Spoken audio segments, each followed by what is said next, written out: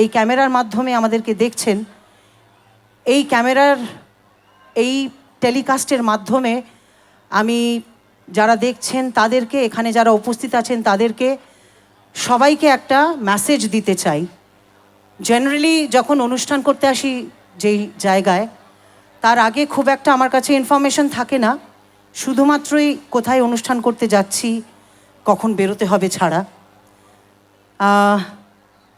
সেই জায়গায় এসে বুঝতে পারি যে আমি কোন জায়গায় অনুষ্ঠান করতে এসেছি, এখানে আগেও এসেছি কিনা, বা এখানে কাউকে আমি চিনি কিনা। এই কথাগুলো এই জন্য বলছি কারণ আমি যখন এখানে এলাম, এই অফিসে আমি বসলাম, এখানকার যে দাদাভাইরা একটি পুরনো স্মৃতি আমাকে বললেন। পুরনো স্মৃতি না, সেটা অ্যাকচুয়ালি খুব ভালো স্মৃতি নয়, কিন্তু আবারও ভালো, কারণ আজ থেকে প্রায় ওনারা বলছেন 12-13, কিন্তু আমার মনে হয় 15-16 বছরের আগের ঘটনা। আমি এই রাস্তা দিয়ে অনুষ্ঠান করতে যাচ্ছিলাম মেদিনীপুরের দিকেই, এবং আপনাদের এই সামনের মোড়টায় আমার গাড়িটা অ্যাক্সিডেন্ট করে। তখন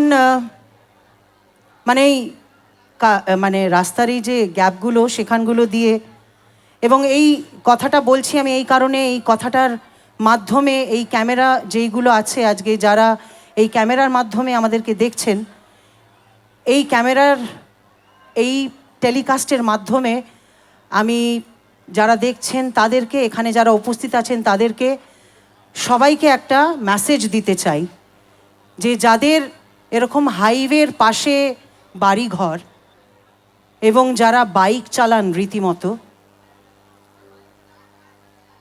বিশেষ করে আমার ইয়াং বন্ধুরা, একটু বুঝে শুনে চলতে হবে।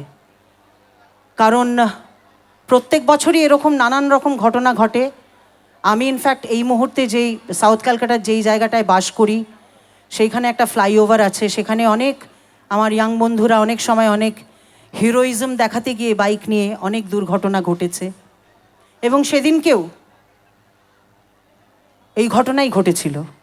আমাদের গাড়িটা নর্মাল স্পিডেই আসছিল, কিন্তু ওই একটা গ্যাপ দিয়ে একটা বাইক কোনো ইন্ডিকেটর না দিয়ে ঢুকে গেছিল, এবং তাকে বাঁচাতে গিয়ে আমাদের অ্যাক্সিডেন্ট হয়েছিল। সেও চোট পেয়েছিল, আমার একটু মাথায় টাথায় লেগেছিল, আমার খুব পরিষ্কার এখন মনে নেই। তো এখানকার দাদারা খবর পেয়েছিলেন এবং ওনারা গেছিলেন আমাদেরকে রেস্কিউ করতে। তো সেই দিনের সেই ঋণ বা ভালোবাসা হয়তো আবারও আপনাদের সামনে আমাকে আজকে এখানে উপস্থিত করেছে। আমি আবারও তাদেরকে আমার করজোরে আমার প্রণাম, আমার আন্তরিক ধন্যবাদ জানাই সেদিনকের সেই হেল্পের জন্য।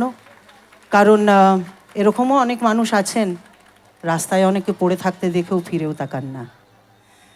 তাই আমার যত ইয়াং বন্ধুরা যারা বাইক চালাতে ভালোবাসে, তাদের প্রত্যেককে বলবো, বাবা, জীবন একটাই। আমি আগের জন্মে পরের জন্মে বিশ্বাস করি না, জীবন একটাই।